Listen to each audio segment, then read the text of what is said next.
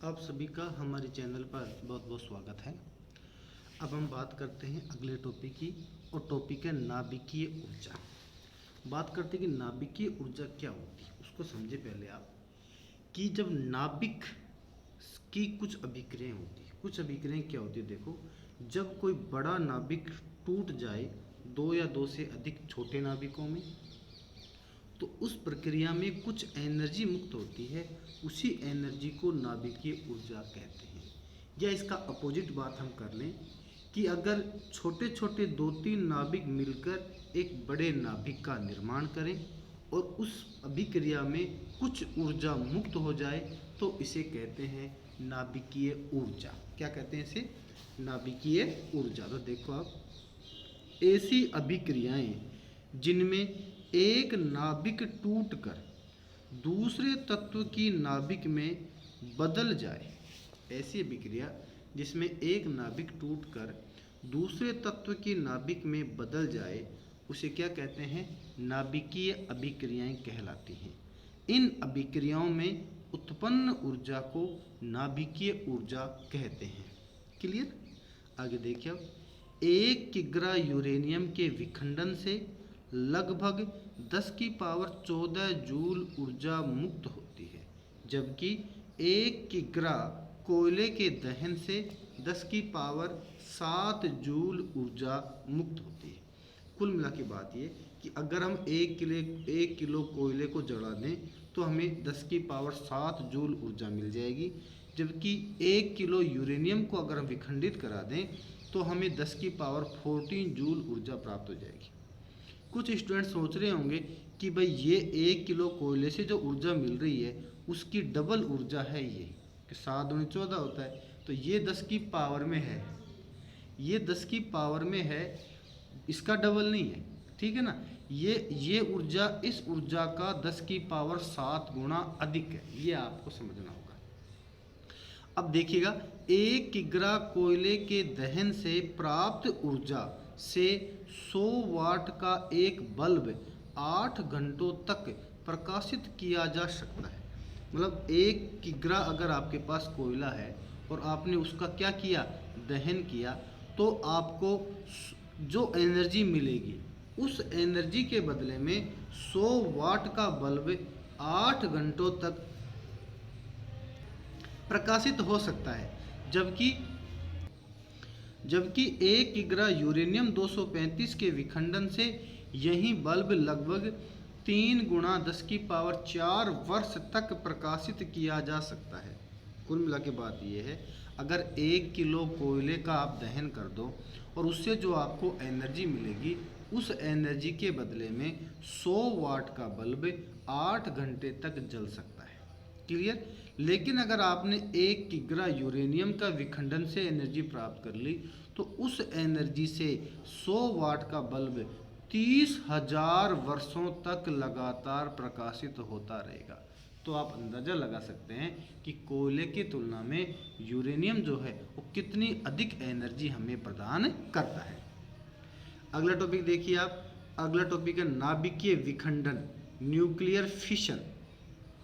ये क्या होता है? देखो आप, इसके अंदर सीधी सी बात ये होती है कि इसमें जो बड़ा नाभिक होता है वो टूट जाता है और टूटकर 2 या 2 से अधिक छोटे नाभिकों में चेंज हो जाता है। देखिए आप इसमें कि जब भारी नाभिक न्यूट्रॉनों की टक्कर से लगभग बराबर 2 नाभिकों में टूट जाए, साथ ही ऊर्जा भी मुक्त हो, तो इस अभिक्रिया को नाभिकीय विखंडन कहते हैं। क्या कहते हैं इसको? नाभिकीय विखंडन कहते हैं। या देखिए, हम यूरेनियम 92 235 जो है हमारे पास, इसकी न्यूक्लियस उपस्थित है, और जब इस पर हम न्यूट्रॉन की बमबारी करवाते हैं, या यूँ कह दूँ मैं, यूरेनियम की न्यूट्रॉन से जब टक्कर करवा देते हैं, तो टक्कर करवा देने पर 2 बेरियम और क्रिप्टॉन, 2 नाभिक हमें प्राप्त होते हैं। बेरियम का परमाणु क्रमांक 56 है और इसकी द्रव्यमान संख्या 141 है।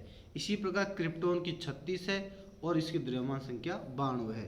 साथ में हमें 3 न्यूट्रॉन मिलते हैं और कुछ ऊर्जा यहाँ मुक्त होती है।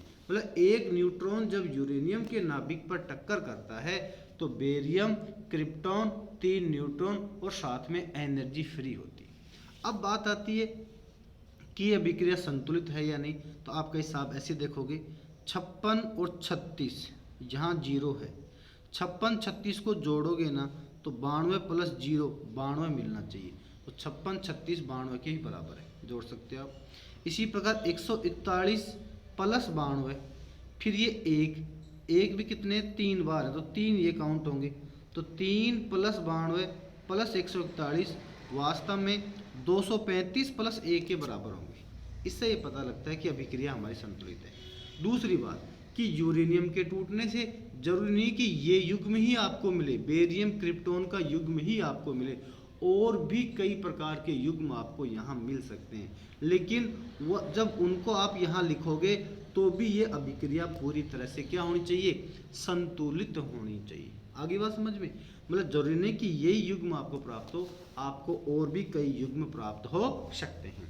अब इस अभिक्रिया को हम यहाँ एक डायग्राम के द्वारा रिप्रेजेंट कर रहे हैं कि ये कोई यूरेनियम 235 है और यहाँ एक न्यूट्रॉन है। जब न्यूट्रॉन इससे टक्कर करता है तो यहाँ पर तो ये हो गया भाई यूरेनियम 235 है। जब इससे ये टक्कर करता है तो बेरियम 141 और क्रिप्टॉन 92 हमें प्राप्त होते हैं। साथ में ये 3 न्यूट्रॉन भी यहाँ पर मुक्त होते हैं। तो ये नाभिकीय विखंडन अभिक्रिया को रिप्रेजेंट कर रहे हैं। देखिएगा नोट, अब नोट नंबर 1 है कि 92 यूरेनियम 235 के एक नाभिक के विखंडन से 200 मेगा इलेक्ट्रॉन वोल्ट ऊर्जा मुक्त होती है। जब कोई यूरेनियम 235 का कोई एक नाभिक टूटता है तो हमें 200 मेगा इलेक्ट्रॉन वोल्ट ऊर्जा मुक्त होती है।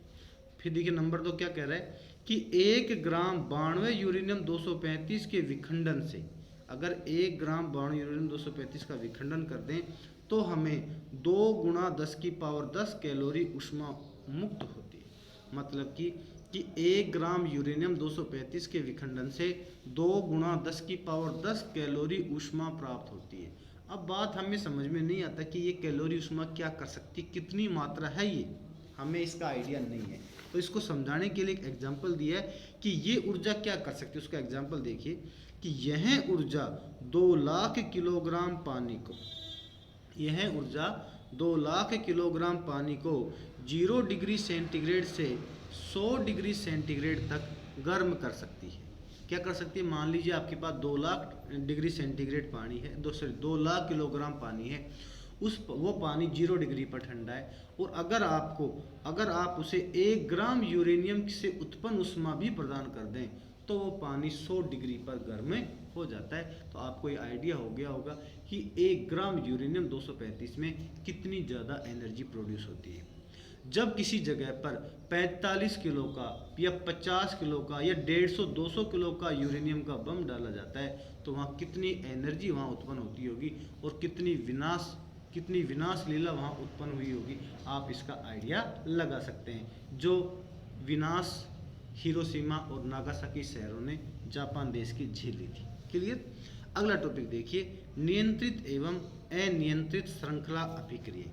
मतलब जो अभिक्रियाएं हैं, यूरेनियम का जो टूटने की जो अभिक्रियाएं हैं वो नियंत्रित भी हो सकती हैं और अनियंत्रित भी हो सकती हैं। अब बात आती है कि नियंत्रित क्या होती है और अनियंत्रित अभिक्रिया क्या होती है। नियंत्रित अभिक्रिया कहाँ यूज में आती है, अनियंत्रित अभिक्रिया कहाँ यूज में आती है, ये बात इसमें स्पष्ट होती है। देखो आप, यूरेनियम 235 के विखंडन से प्रति नाभिक औसतन 2.5 न्यूट्रॉन प्राप्त होते हैं। देखो आप कह सकते हो कि पिछले में तो 3 दिखा रहे थे आप कि भाई एक अभिक्रिया में 3 न्यूट्रॉन निकलते थे, फिर यहाँ 2.5 क्यों का।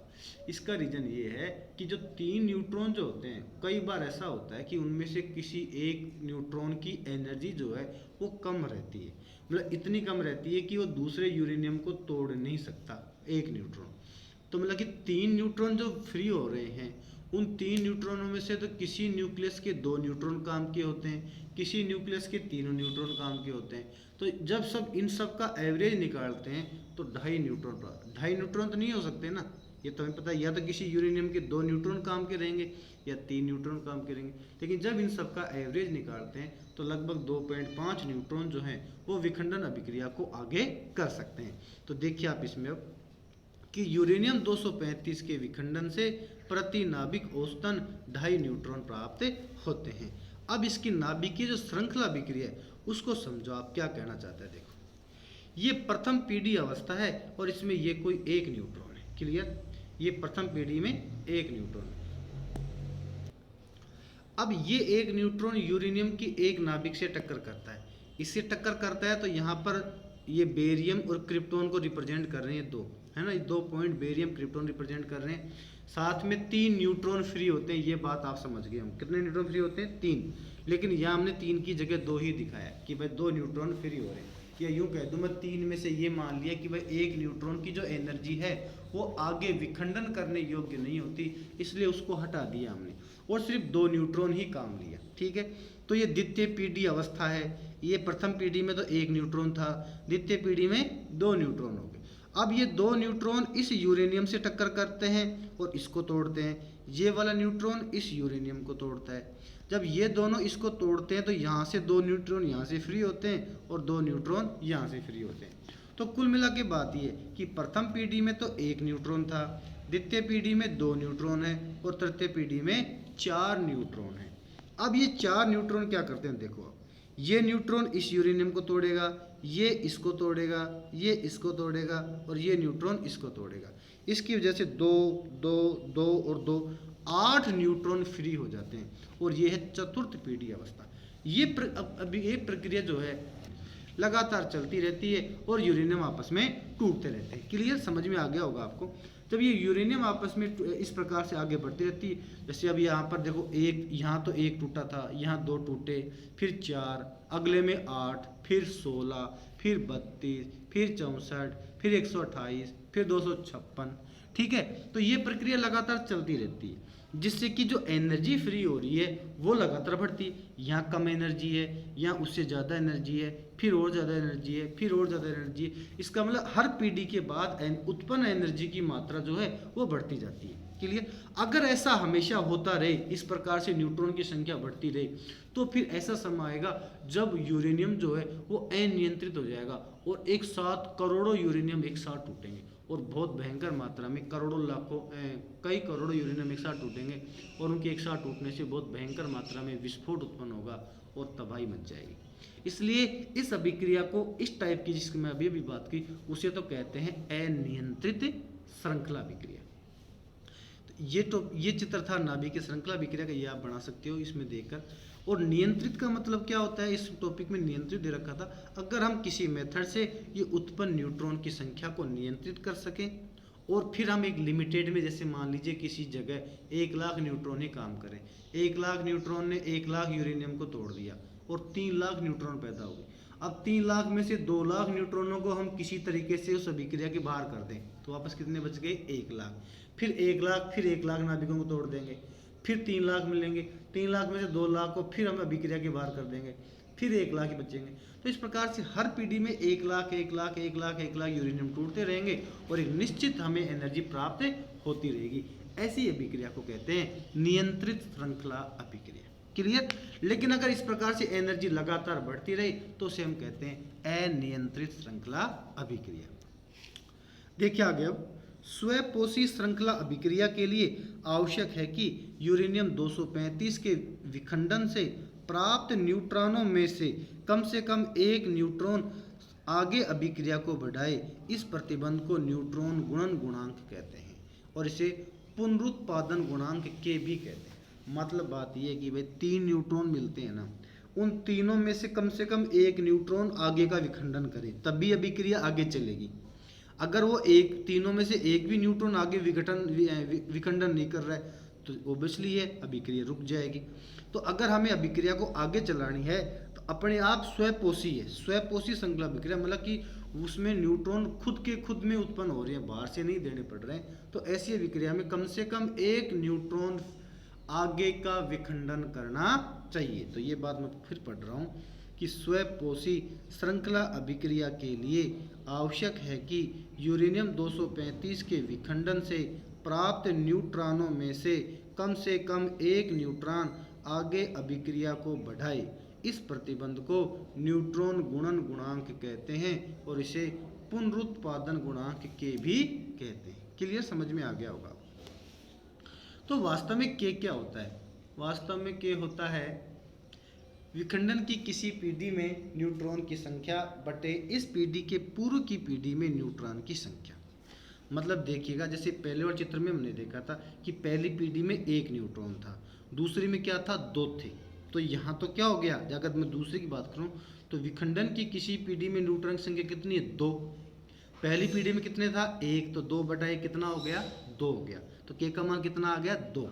ऐसे देखो तृतीय पीढ़ी की मैं बात करूँ, यहाँ चित्र देख लो आप, यहाँ कितने हैं, चार, यहाँ कितने भाई, चार, और यहाँ कितने हैं, तो चार बटे दो बराबर कितना हो गया, दो।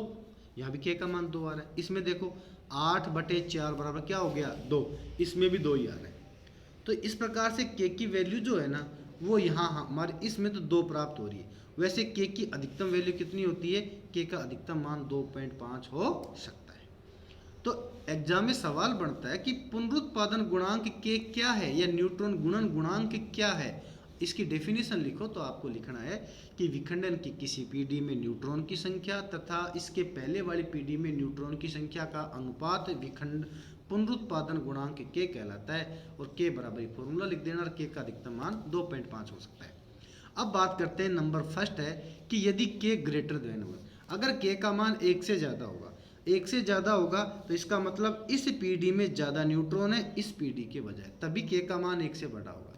इसका मतलब अभिक्रिया जो है वो लगातार बढ़ती रहेगी, आगे बढ़ती रहेगी, और उत्पन्न ऊष्मा हर बार बढ़ती रहेगी, विखंडन की दर हर बार बढ़ती रहेगी, और कुछ समय के पश्चात अभिक्रिया अनियंत्रित हो जाएगी, और इसे कहते हैं परमाणु बम की स्थिति। तो देखो इस स्थिति में अभिक्रिया की दर तेजी से आगे बढ़ती है, और इस स्थिति में अभिक्रिया अनियंत्रित होती है, और परमाणु बम में यह स्थिति होती है। के बराबर 1 क्या है, इस स्थिति में अभिक्रिया समान दर से आगे बढ़ती है, परमाणु भट्टी में यह नियंत्रित अभिक्रिया संपन्न होती है। मैं कहता कि परमाणु भट्टी के अंदर जैसे हर पीढ़ी में 1 लाख अभिखंडन कर रहे हैं, और हमें नियंत्रित अभिक्रिया या नियंत्रित एनर्जी हमें प्राप्त हो रही है। तो परमाणु भट्टी में के का मान 1 के बराबर होता है, ये याद रखने योग्य बात है। और परमाणु बम में के का मान 1 से बड़ा होता है, ये बात भी याद रखने योग्य है। लेकिन थर्ड पोजीशन देखिए कि यदि के का मान 1 से कम हो तो इसका मतलब आगे आने वाली पीढ़ी में न्यूट्रॉन की संख्या घट रही है, और जब न्यूट्रॉन की संख्या घट रही है तो कुछ समय के बाद अभिक्रिया बंद हो जाती है। तो इस स्थिति में कुछ समय पश्चात अभिक्रिया बंद हो जाती है। क्लियर, आगे की बात हम अगले वीडियो में पढ़ेंगे। अगर अभी तक आपने हमारे चैनल को सब्सक्राइब नहीं किया तो प्लीज़ इसे सब्सक्राइब कर लीजिए, और किसी प्रकार का डाउट है तो आप कमेंट सेक्शन में जाकर मुझसे पूछ सकते हैं। अगर आपको इसके नोट्स चाहिए तो आप किसी भी वीडियो के डिस्क्रिप्शन में देखिए, वहाँ आपको मेरे व्हाट्सएप ग्रुप का लिंक मिल जाएगा, वहाँ से मेरे व्हाट्सएप ग्रुप को ज्वाइन करें, वहाँ आपको इस वीडियो की PDF मिल जाएगी। धन्यवाद।